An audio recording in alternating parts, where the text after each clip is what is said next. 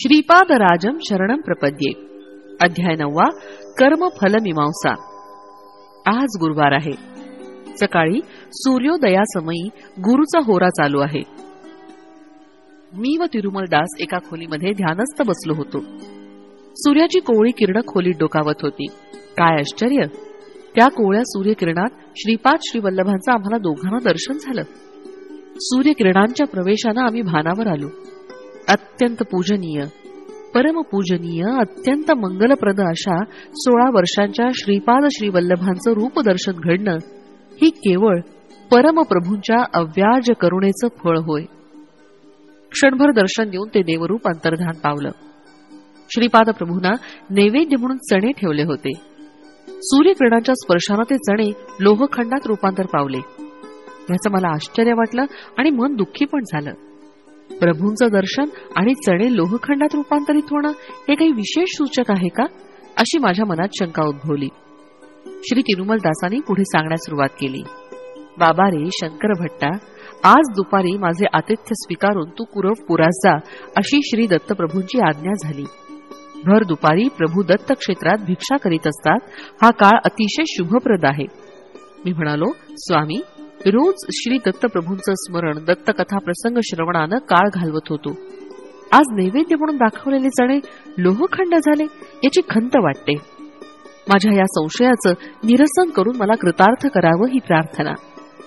श्री तिरुमलदास म्हणाले, बाबा रे, काही शताब्दीनंतर कली प्रबळ झाल्यानं नास्तिकत्व वाढेल. नास्तिकत्वाचं निर्मूलन करून आस्तिकत्वाची स्थापना करण्यासाठी प्रभू चित्रविचित्र लीला दाखवून अनुग्रह करतील. भविष्यात धर्म संस्थापनेसाठी सगळ्या कार्यक्रमात बीज रूपानं या श्रीपाद श्रीवल्लभांच्या अवतारात अनुग्रह करतील. खनिजामध्ये चैतन्य निद्रावस्थेत असते. खनिज स्थितीत प्राण अंतर्लीन होऊन राहतो. खनिजामध्ये अनेक रासायनिक प्रक्रियांमुळे प्राणाची उत्पत्ती होते. प्राणामध्ये मन अंतर्लीन असतं. प्राणरूपात चैतन्य अर्धनिद्रावस्थेत असतं. हे तुला वृक्षामध्ये स्पष्ट दिसेल. मादक द्रव्याच्या सेवनानं मनुष्य त्याच्या देहात ह्या स्थितीचा अनुभव करतो. प्राणशक्ती रूपानं व्यक्त झालेलं चैतन्य तत्व परिणामक्रमानं विकसित होऊन मनाच्या माध्यमानं कर्म करण्यास अभ्यस्त होतं. ही स्थिती तुला पशूंमध्ये आढळते. पशूचा पूर्ण विकास तोच मनुष्य म्हटला जातो. मनुष्यात मनःशक्ती पूर्णपणे कार्यरत असते. तर मनास अतीत असलेले अतिमानस एक आहे. ते अंतर्लीन स्थितीत असतं.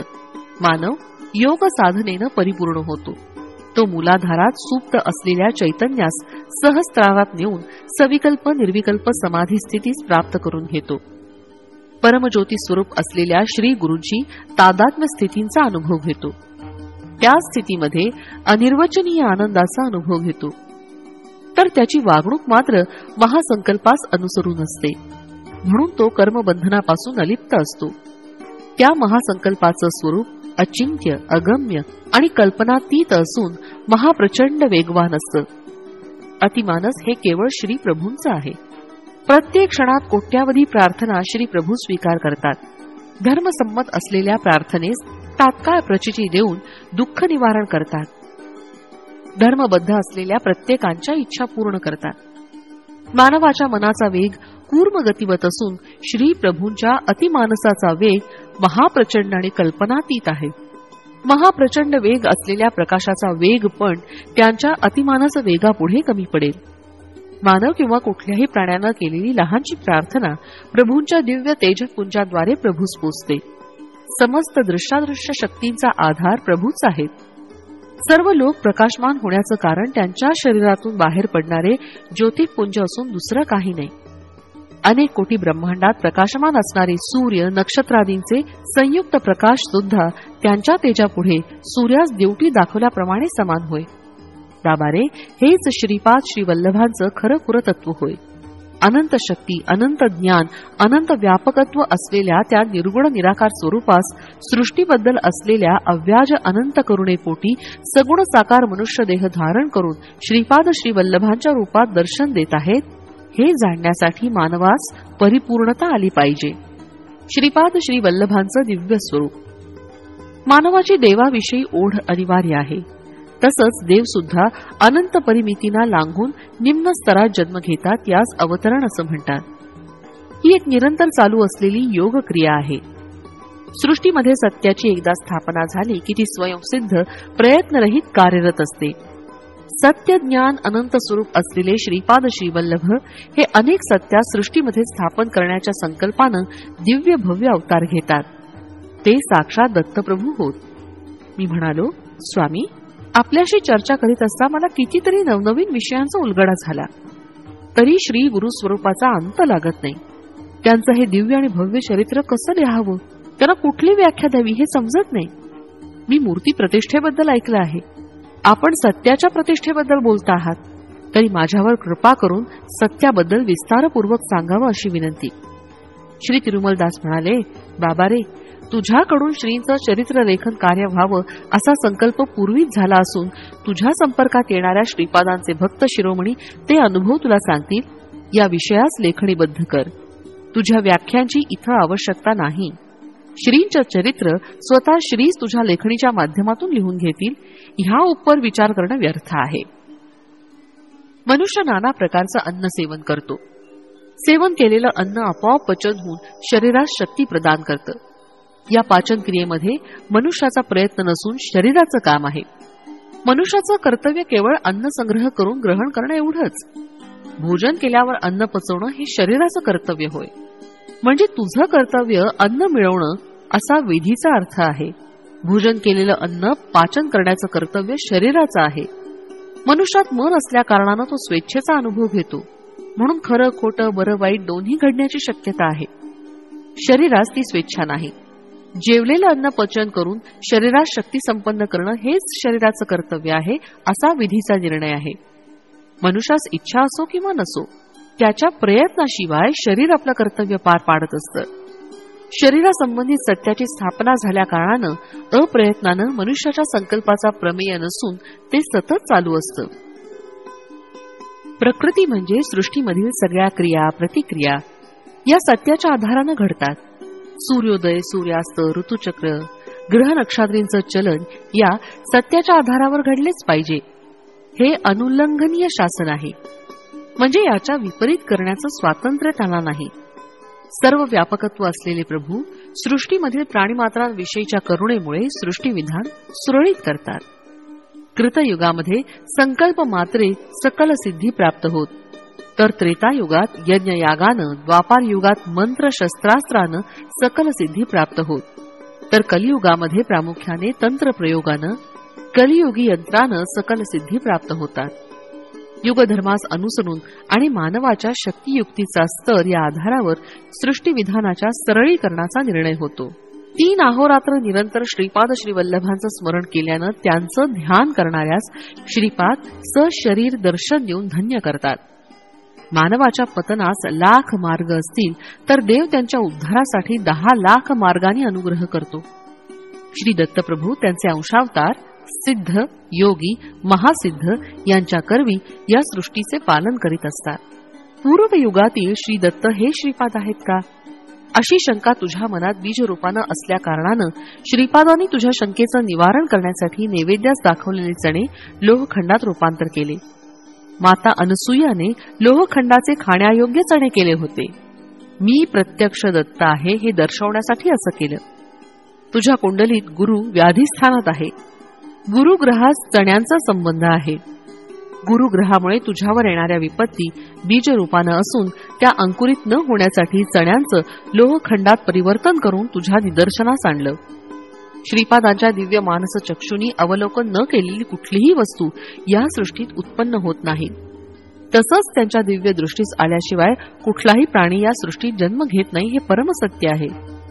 सत्य वस्तू संबंधित ज्ञान सुप्रतिष्ठित असल्या कारणानं त्या ज्ञानाची प्राप्ती झालेली या लोकातून अंतर्धान झाले तरी नाश नाही. त्या ज्ञानास प्राप्त करण्यायोग्य मानव या सृष्टीमध्ये जन्म घेतल्यावर ते ज्ञान आपोआप त्यास होते. दैवशक्ती चिरंजीव मुनी अवतारी पुरुष हे सगळे अविनाशी तत्वाचेच अंश आहेत. मानव विनाशी तत्वाचे अंश आहेत. अविनाशी तत्वाचे ज्ञान स्थिती गती शक्ती एका विशिष्ट प्रकारे असले पाहिजे असा नियम नाही. ते स्वेच्छा तत्व आहे, परिपूर्ण आहे. ते अत्यंत प्राचीन आणि नित्य नूतन आहे. कारण नसलेलं कार्य होणं असंभव आहे. सर्व कारणास आणि सर्व कार्यास एकमेव असं तत्वच आधार आहे. ते अतीत आणि अगम्य आहे. यालाच दत्त तत्व असं म्हणतात. त्या दत्तप्रभूंनी या कलियुगात आपल्या संपूर्ण कलांनी परिपूर्ण प्रथम श्रीपाद श्री वल्लभांचा अवतार या पिठिकापुरात घेतला. अशा श्रीपादांचं वर्णन करण्यास सहस्त्रफणी आदिशेषात सुद्धा सामर्थ्य नाही. बाबा रे, श्रीपाद श्री वल्लभ श्री नृसिंह सरस्वतींचा अवतार घेणार असल्याचे बरेच वेळा सूचित केले होते. हिरण्यकश्यपानं विचित्र असा वर प्राप्त केल्यावर आता त्याचा मृत्यू असंभव आहे असं वाटत होतं. दिलेल्या वरदानाविरुद्ध न जाता कल्पनातीत अशा विधानानं श्री नृसिंह भगवानांनी हिरण्यकश्यपाचा वध करून परमभक्त असलेल्या प्रल्हादाचं रक्षण केलं. प्रभू स्तंभामध्ये विराजमान आहेत असा प्रल्हादानं निर्धार केला. प्रभू स्तंभातून प्रकटले. देव आहे किंवा नाही असा संशय या कलियुगात बहुतेकांच्या मनात येतो. कलियुगातील हिरण्यकश्यपाचा मदनाश करून प्रल्हादासारख्या भक्तांचं रक्षण करण्यासाठी श्री दत्तप्रभूंचा श्री नृसिंह अवतार होणार आहे. देव आहे हे सिद्ध करण्यासाठी नरसिंह अवताराचं वैशिष्ट्य. श्रीपाद श्री वल्लभ आणि श्री नृसिंह सरस्वतींचे अवतार दैवदूषण करणाऱ्यांचे मदनाश आणि देवभक्ती करणाऱ्यांचे डोळ्यास पापणीसारखे रक्षण करावे या दोन प्रधान उद्देशानं झालं. श्रीपाद श्री वल्लभात साध्या असं काहीच नाही. तिरुमलदास बोलत होते, मी ऐकत होतो. माझ्या मनात एका संशयानं घर केलं. मी बुर्ज पत्रावर श्रीपाद श्री वल्लभांचं चरित्र लिहित होतो. भविष्य काळात लोक कुठल्या पत्रावर स्वामींचं चरित्र लिहितील बरं? शालिवाहन शकाच्या अंतर्गत सध्याचे व्यवहार चालू आहेत. पूर्ण शक प्रचारात येणार असल्याचं स्वामींचं म्हणणं आहे. खरं पाहता श्रीकृष्णाचं निर्याण कधी झालं? हे कलियुग कोणत्या दिवशी, कोणत्या घटिकेस किंवा विघटिकेस आरंभ झाले? भविष्य काळातील लोकांच्या कालगणनेप्रमाणे भविष्यात उपयोग होणाऱ्या पत्रावर जर श्रीपाद श्री वल्लभ लिहून दाखवत असतील तर श्रीपाद खरेच दत्तात्रयाचे अवतार आहेत ह्याचा मला विश्वास होईल. माझ्या मनातील संशय तिरुमलदासांच्या पुढे व्यक्त न करता ते जे सांगत होते ते ऐकण्याचं सोंग करीत लोहखंडात परिवर्तित झालेल्या चण्यांकडे मी बघत होतो.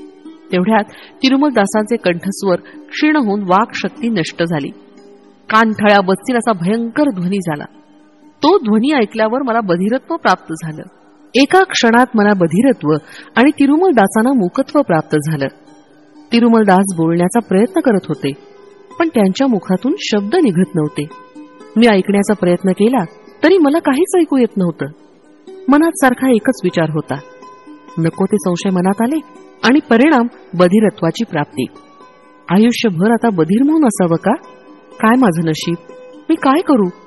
इतक्यात नैवेद्यासाठी ठेवलेले चणे अर्थात लोहखंड तेलुगू भाषेत श्रीपाद राजम शरणम प्रपद्ये अशा अक्षरात रूपांतरित झाले. त्याच्यावर पांढरं शुभ्र असं पत्र दिसून आलं. आम्ही बघता बघता त्या पत्राचा आकार वाढून दीर्घ चतुरस्र झाला. मूर्ज पत्रापेक्षा अतिशय पातळ, स्पर्शास मृदू वाटत होतं. त्यावर काळ्या रंगाचं सुंदर अक्षर उमटलं. तेलुगू लिपीत त्यावर असं लिहिलं होतं, श्रीकृष्णाचं निर्वाण ख्रिस्तपूर्वी 3102 साली फेब्रुवारी 18 तारखेस रात्री 2:27 झालं. प्रमादी नाव संवत्सर, चैत्र शुद्ध प्रतिपदा, शुक्रवार, अश्विनी नक्षत्र. श्रीकृष्ण निर्याणानंतर कलियुगाचा प्रवेश झाला. हे विचित्र पाहिल्यावर माझ्या अंगास दरदरून घाम फुटला. अतिस्वेदनानं शरीर शक्तिहीन झालं, शरीर कंपायमान झालं. श्रीपाद श्री वल्लभ अदृश्य रूपानं इथेच आहेत असा मनाचा निश्चय झाला. मनात विचार आला की काय माझं दुर्दैव, कुरवपुरात जाणं आता एका स्वप्नासारखं आहे. श्रीपाद नरसिंहावतार धारण करून माझा वध केला तर काहीच आश्चर्य नाही. वस्त्र धुवून पिळून वाळत टाकतात तसं शंकर भट्टास धुवून वाळत टाक अशी आज्ञा तिरुमलदासास झाली तर मी काय करू? तिरुमलदास नक्की मला वस्त्रासारखं दगडावर आपटून पिळून वाळत टाकतील. ब्रह्मज्ञानात संबंधित विषयांचा आपण आत्मज्ञानी आहोत याचा आव आणून क्वचित गुरु आपल्या शिष्यवर्गास बोध करीत. द्रव्यार्जन हेतूनं एखाद्या शिष्याची प्रशंसा पण करतील. तो शिष्य अमक्या गुरुनं माझी प्रशंसा केली या अहंकारानं मिरवीत असतो. गुरु शिष्य दोघंही दोषाचे भागीदार होत.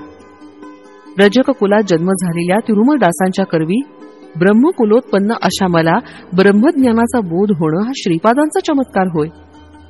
परिसरातील इतर रजक आपल्या वृत्तीमध्ये निमग्न होते. त्यांच्यामध्ये या गहन चरित्राविषयी चर्चा करण्याची किंवा जाणून घेण्याची इच्छा पण नव्हती. आता मला श्रीपादांना शरण जावं लागेल. मी तिरुमलदासांच्याकडे पाहिलं.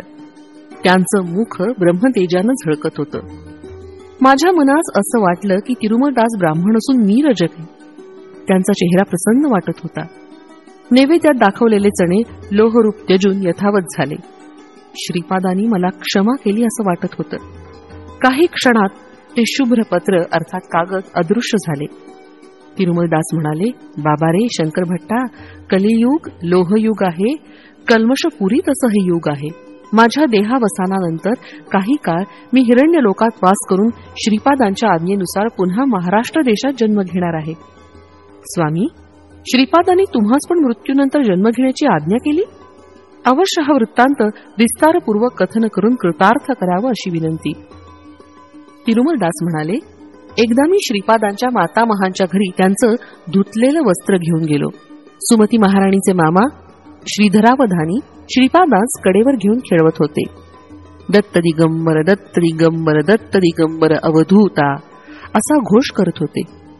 श्रीपादांचं वय 2 वर्षाचं होतं. ते किलकारी करीत खेळत होते. ते दृश्य मनोहर होतं. अनायसे माझ्या मुखातून श्रीपाद वल्लभ दत्त दिगंबर असं निघालं.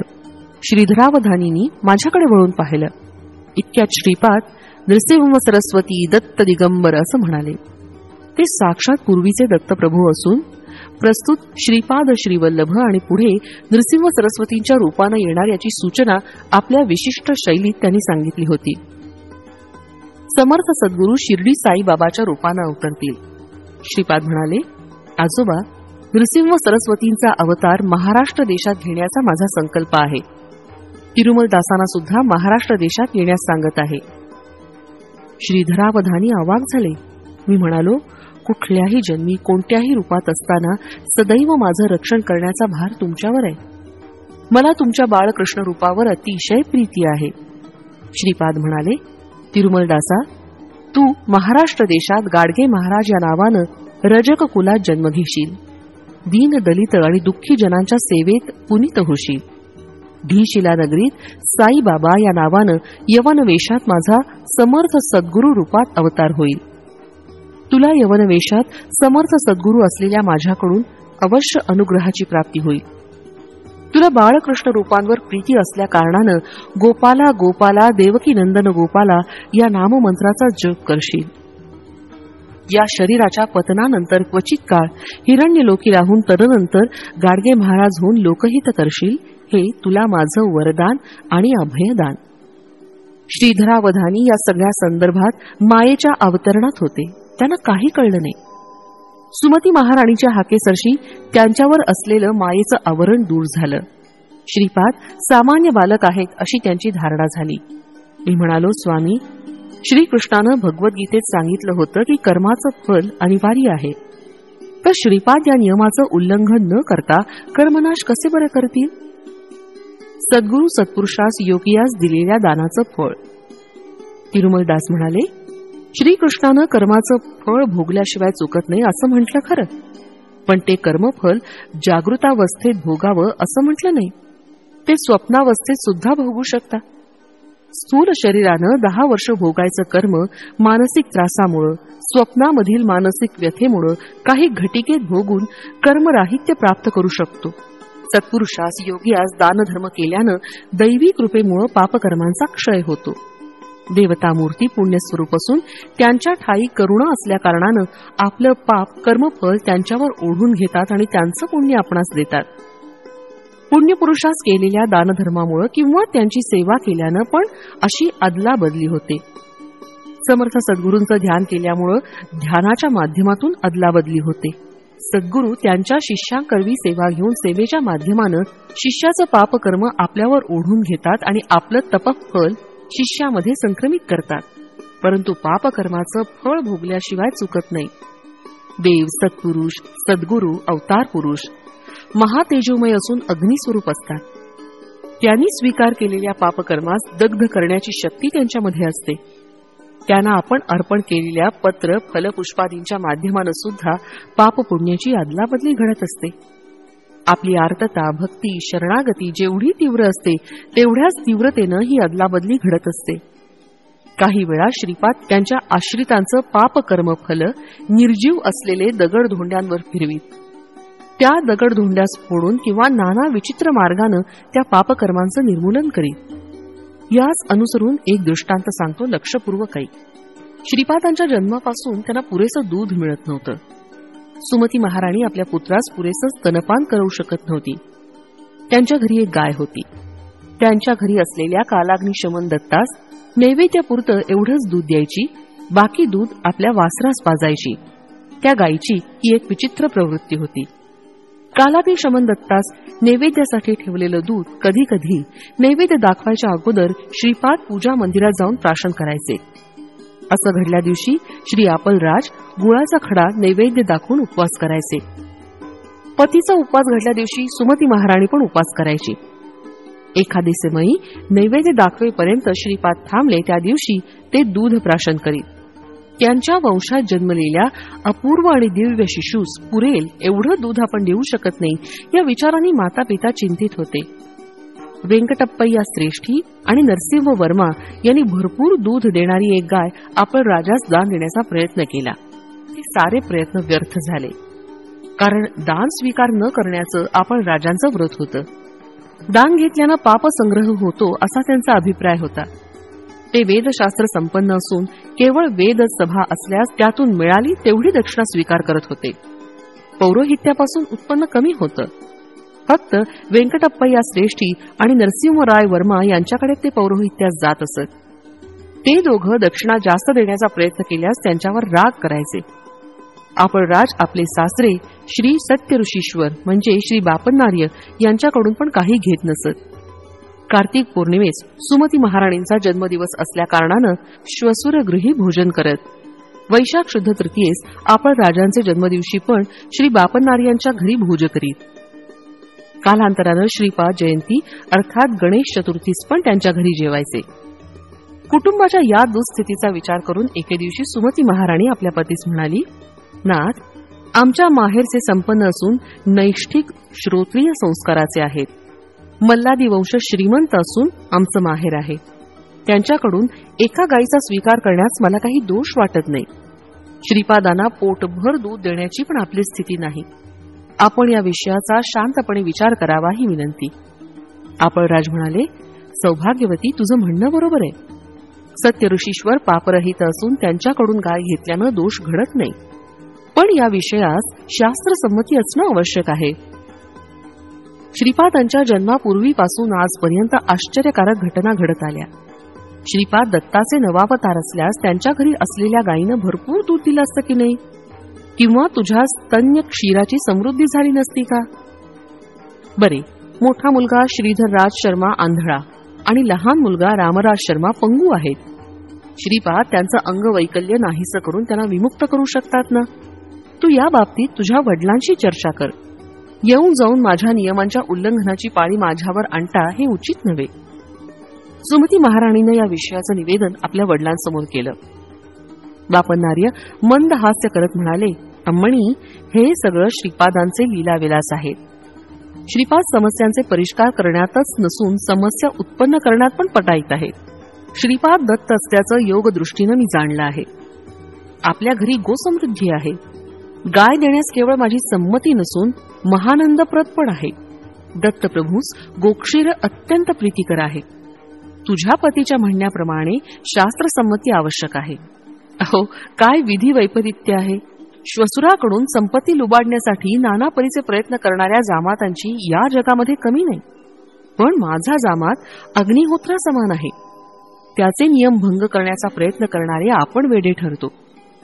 सृष्टीतील पंचमहाभूतांनी स्पष्ट रीतीनं आमोदन केल्याशिवाय तुझा पती गोदान स्वीकार करणार नाही.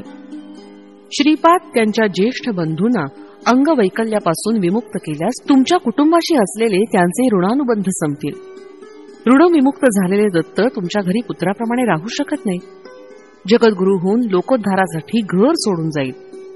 म्हणून चुकून सुद्धा त्यांचं अंगवैकल्य दूर करण्याची इच्छा श्रीपादांसमोर दर्शवू नकोस. सगळं कालाधीन आहे. काळ श्रीपादांच्या अधीन आहे. श्रीपादाने संकल्प केला तर तुझ्यात क्षीरसमृद्धी होईल, परंतु श्रीपादांचे तुझ्याशी असलेले ऋणानुबंध संपतील. ऋणानुबंधातून विमुक्त झालेले श्रीपाद आपल्या कुटुंबास सीमित नसून विश्वगुरुत्वाचं कर्तव्य पालन करण्यासाठी आपले घर सोडून पलायन करतील. श्रीपादांचा संकल्प झाल्यानं घरातील गाय तिची विचित्र प्रवृत्ती सोडून पुष्कळ दूध देईल. मग ही समस्या राहणार नाही. म्हणून तू थोडा काळ धीर धर. दत्तांनी उत्पन्न केलेल्या समस्येचा परिष्कार दत्तच करतील. मी म्हणालो, स्वामी, श्रीपादांच्या बंधूस अंगवैकल्य येण्याचं कारण काय? वंश परंपरेनं आलेले कर्मदोष आहेत का? तिरुमलदास म्हणाले, श्री दत्तांचा अवतार सायं संध्येसमयी झाला. श्रीपादांचा उषक्काली झाला. पुढे होणाऱ्या नृसिंह सरस्वतींचा अवतार भर दुपारी अभिजित लग्नावर होणार आहे. दत्तांची लीला अगाध आहे. सायं संध्येनंतर तिमिराचं आवरण येतं. जीवन निद्रावस्थेत असतं. म्हणून दत्तावतारात योग साधनेच्या परिणामक्रमानुसार समस्त जीवांचं भार वहन करून जीवास सुखनिद्रा दिली. कुठं जावं, काय करावं, परिणाम स्वरूप कोणत्या दिशेस जावं, या उद्विग्न मनस्थितीत जीव असतो. हाच गाढ अंधकार आहे. जीवास नकळत परिणामसिद्धी प्राप्त करून देणं दत्तावताराचं वैशिष्ट्य. जीव कुठले प्रयत्न न करता किंवा किंचित प्रयत्नानं त्यांच्या नकळत अंतःचैतन्याच्या ठिकाणी अगाध परिणाम प्राप्त करतो, हे केवळ भूमंडळास सीमित नाही. श्रीपादांचं आगमन उषक्काली झालं. उषःसमयी सूर्य भगवान सगळी शक्ती एकाच वेळी प्रयोग करून जीवास पुनीत करीत असतो. श्रीपादांचं सूर्य हे प्रतीक आहे. जीवातील विविध शक्ती जागृत होऊन नाट्य करीत वैविध्यानं परिणामस्थिती प्राप्त करण्याचं हे प्रतीक आहे. माध्यंदिन मार्तंडांचं चंड प्रचंड स्वरूप आहे. आत्मा सूर्य आपल्या संपूर्ण शक्तीचा समृद्धीनं दशदिशास प्रसार करतो. तसं जीवास जागृत करण्यासाठी नृसिंह सरस्वती अवताराचं प्रयोजन आहे. हा विषय त्यांच्या विश्वव्याप्त चैतन्याचा विषय आहे. दत्तावतारात आणि श्रीपाद श्रीवल्लभांच्या अवतारांमध्ये काळरात्र होती. तिचं केवळ महाअंधकाराचं स्वरूप होतं. त्याचं प्रतीक म्हणून ज्येष्ठ बंधू असलेले श्रीधरराज शर्मांचा जन्म झाला. ती रात्र उलटल्यावर होती ती स्थिती म्हणजे संशय, नास्तिकवाद, कुतर्क, वक्रभाष्य वगैरे. ह्याचं प्रतीक म्हणून लहान बंधू श्रीरामराज शर्मा यांचा जन्म झाला. कुठलाही जीव अंधकारासदृश्य तामस वृत्तीचं निरसन करून संशय, कुतर्क आणि वक्रभाष्य इत्यादींचे त्याग केल्यावर श्रीपाद श्रीवल्लभांचा अनुग्रह प्राप्त करतो. यातलं रहस्य हेच होय. हे जगातील प्राण्यांच्या परिणामदशेस संबंधित विषय आहेत. वंश परंपरेनं आलेले कर्मदोष सुद्धा आहेत. श्री आपळराज शर्मा वेलनाड्डू मंडळातील वैदिक ब्राह्मण होते, तरी त्यांच्या कुटुंबास ग्रामाधिपत्य होतं. श्रीपादांचे पितामह आईनविल्ली या ग्रामाचे अधिकारी होते. त्यांच्या कुटुंबात ज्येष्ठ पुत्रास अधिकार देण्याची परंपरा होती. श्रीपादांच्या पितामहांचे नाव श्रीधर रामराज शर्मा होतं. ग्रामाधिकार असलेल्या ब्राह्मणामध्ये आपल्या नावास राज या शब्दास जोडण्याची प्रथा होती आणि ब्राह्मण असल्याचं सुचवण्यासाठी शर्मा या शब्दास जोडत. ग्रामात पीक पिकलं किंवा पिकलं नाही तरी कराच्या रकमेची भरपाई जमीनदारांना करणं अनिवार्य होतं. ग्रामाधिकाऱ्यावर कर वसूल करून देण्याची जबाबदारी होती. श्रीधर रामराज शर्मांना त्यांच्या आवडीनिवडीस बाजूला सारून जमीनदाराच्या आज्ञेनुसार वेळप्रसंगी हिंसेच्या प्रयोगानं कर वसुली करावी लागे. हे त्यांचे ग्रामाधिकारी या नात्यानं कर्तव्य धर्म होतं. पण दैवाच्या दृष्टीनं हे पापकार्य होतं. आपळराजांच्या ज्येष्ठ भ्रात्यास ग्रामाधिपत्य प्राप्त झालं. पितामहांच्या पापकर्मामुळे मोठा असलेला श्रीधरराज शर्मा आणि धाकटा श्रीरामराज शर्मा या उभयतास अंगवैकल्य प्राप्त झालं. श्रीपाद श्रीवल्लभ साक्षात श्री दत्तावतार असले तरी पितामहांच्या स्वल्प पापकर्माचे प्रभाव त्यांना पण अनुभवावे लागले. म्हणून त्यांना दुधाची समस्या उद्भवली. विश्वप्रभूंनी रचलेला नियम सर्वांना लागू होतो. स्वतः अवतारित होऊन कर्मफल त्यांनी पण भोगून आपलं मार्गदर्शन केलं. श्री व्यंकटप्पा या श्रेष्ठी आणि श्री वत्सवाई नरसिंह वर्मा श्रीपादांना आपल्या पौत्राप्रमाणे मानित. म्हणून श्रीपादांच्या दुधाची समस्या नाहीशी करण्याचा बराच विचार त्यांनी केला. श्री वर्मा श्रेष्ठीस बोलावून म्हणाले की या समस्येचा परिष्कार तुम्ही करावा.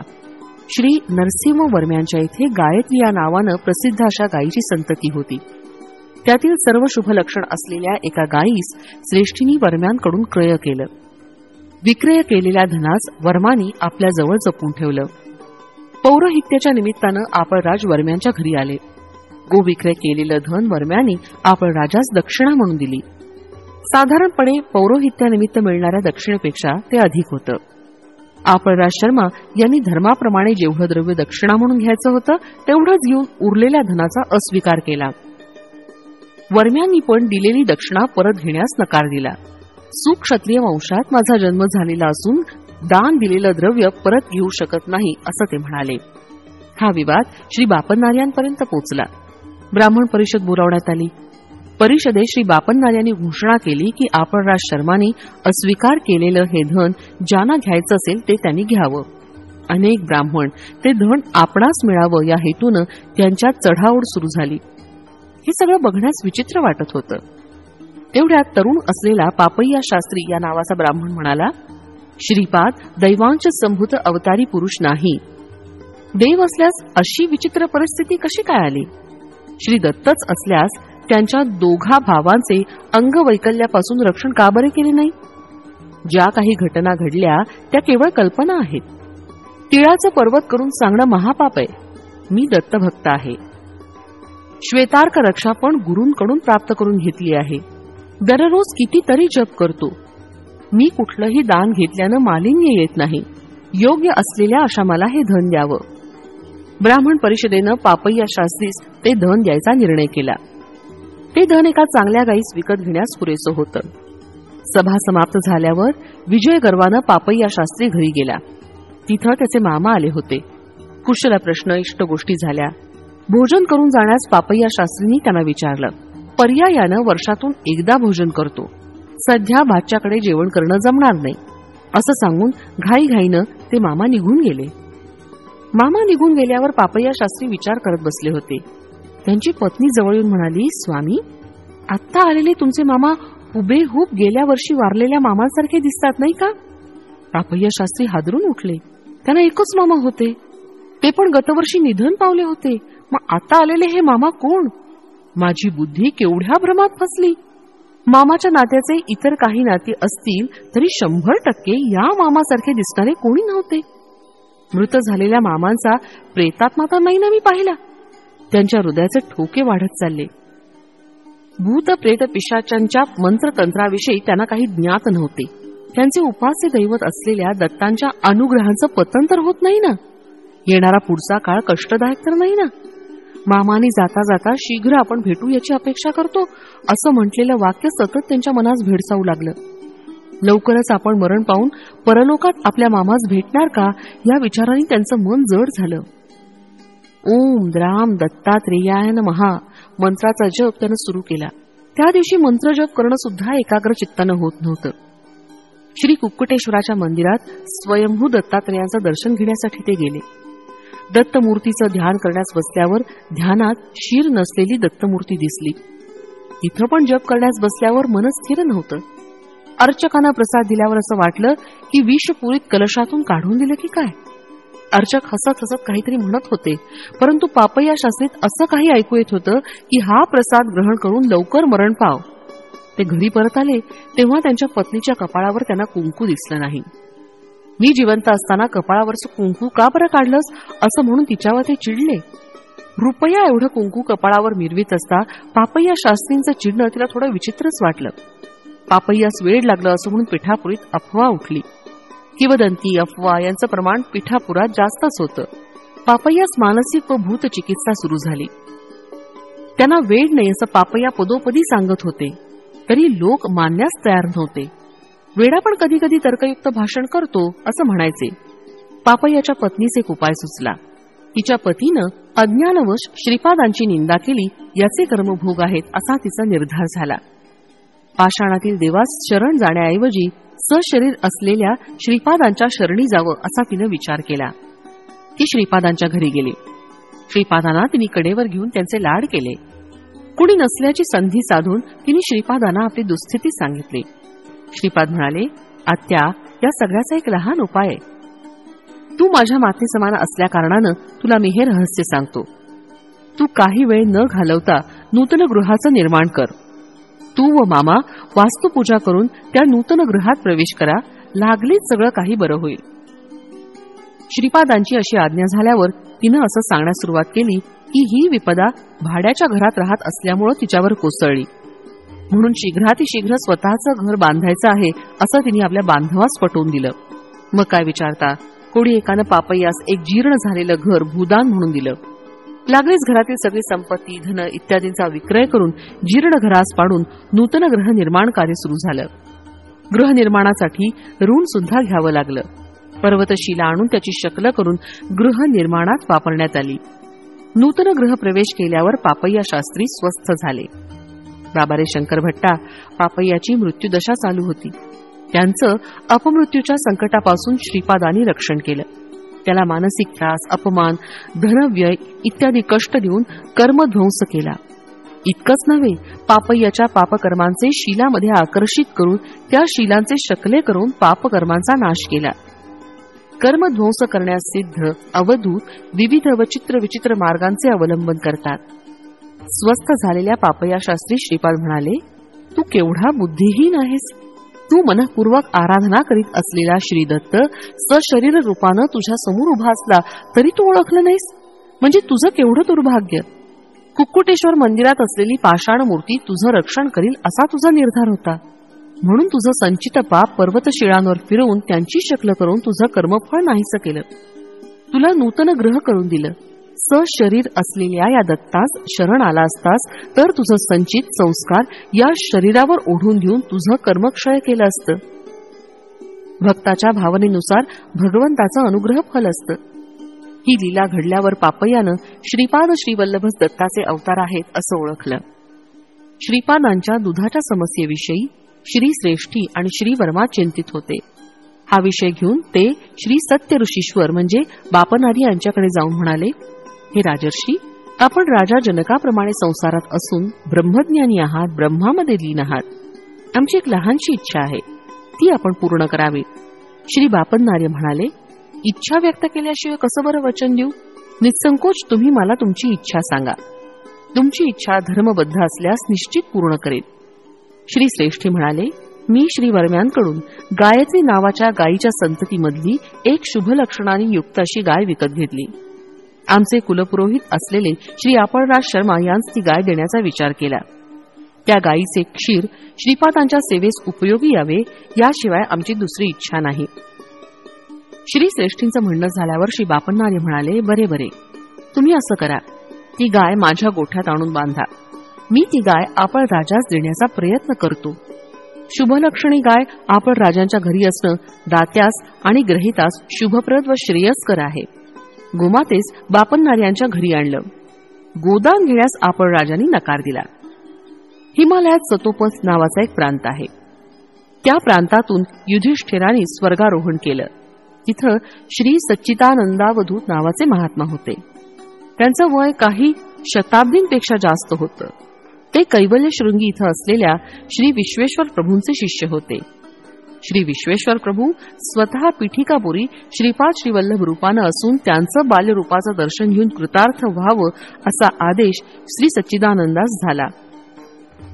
श्री सच्चिदानंदावधूत पीठिकापुरास आले.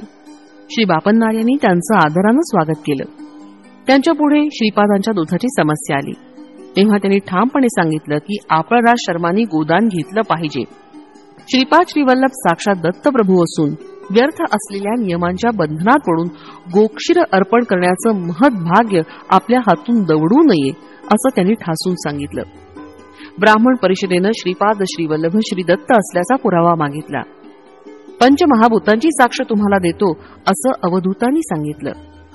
श्रीपाद हे श्रीदत्त असल्याचं पंचमहाभूतांची साक्ष. यज्ञारंभ होता क्षणी भूमातेनं साक्ष दिली. श्रीपाद श्रीदत्त असल्या कारणानं आपळराज शर्मा यांनी गोदान स्वीकार करावं. श्वसुरांपासून जामातास प्रीतीपूर्वक दिलेलं दान होत नाही म्हणून सत्य ऋषीश्वरांनी श्री श्रेष्ठींकडून दान घ्यावं व भेट वस्तू म्हणून जामातास द्यावं, हे भूमातेचं वचन होतं. यज्ञारंभ झाल्यावर यज्ञ स्थळ सोडल्यास इतर स्थळी पाऊस पडत होता ही दुसरी साक्ष. यज्ञातील हविर्भाग स्वीकारण्यास स्वतः अग्निदेव आले आणि गोदान घेतल्यानं दोष नाही असं सांगितलं ही तिसरी साक्ष. यज्ञ मंडपाव्यतिरिक्त इतर स्थळी वायुदेवानं आपला प्रताप दाखविला ही चौथी साक्ष. आकाशातून दिव्य वाणी झाली की श्रीपाद साक्षात श्री दत्तच आहेत ही पाचवी साक्ष. असे पंचमहाभूत साक्षी झाल्यावर आपण राजांनी गोदानाचा स्वीकार केला. गोदानाचं फळ श्रेष्ठीच प्राप्त झालं. या कारणानं गायीच्या विक्रीची किंमत नरसिंहवर्मांनी आपळराज शर्मा यास देण्याचा निर्णय झाला. अशा प्रकारे अवधूतांच्या सान्निध्यात श्रेष्ठी आणि वर्म्यास अपूर्व अशा पुण्याचा लाभ झाला. भविष्य काळात कोकनद म्हणजे काकीनाडा या नावानं वायसपूर अग्रहार प्रसिद्ध होईल. श्यामलांबापूर म्हणजे सरमलकोटा, श्री पीठिकापूर एकत्र होऊन महानगराचं स्वरूप धारण करतील. जगातील सगळ्या देशांचे, सगळ्या धर्माचे किंवा पंथाचे लोक कुठल्या तरी जन्मी एके दिवशी पीठिकापुरी येतील आणि श्रीपादांचं दर्शन घेतील. श्रीपादांचं चरित्र संस्कृत भाषेत लिहिलं जाईल. श्रीपाद श्रीवल्लभ चरित्रामृत हा ग्रंथ श्रीपादांच्या आशीर्वादानं प्रसिद्ध होईल. भूर्जपत्रात लिहिलेले ग्रंथ श्रीपादांच्या संकल्पानं अदृश्य रूपानं श्रीपादांच्या जन्मस्थानी 7 मनुष्यांच्या उंची इतके खोल निक्षिप्त राहतील. त्यांच्या जन्मस्थानी श्रीपादुकांची स्थापना आणि मंदिराचं निर्माण होईल. श्रीपादास गोदान केलेले महापुण्यशाली वेंकटप्पय्या श्रेष्ठी खरोखर धन्य आहेत. त्यांच्या कुटुंबात धनधान्याची समृद्धी असेल. ते हिरण्य लोकात थोडा काळ राहून पुन्हा महाराष्ट्र देशात ऐश्वर्यवंत वैश्यकुळात जन्म घेऊन श्री नृसिंह सरस्वती अवताराचं सुद्धा दर्शन घेतील. बाबा रे शंकर भट्टा, हे गोदान अत्याधिक विशेष शुभप्रद आहे. तू कुरवपुरी प्रयाणाची तयारी कर. श्रीपाद श्रीवल्लभ सदैव तुझी रक्षा करतील. श्रीपाद श्रीवल्लभांचा जय जयकार असो. फलश्रुती प्रारब्ध कर्मनाश.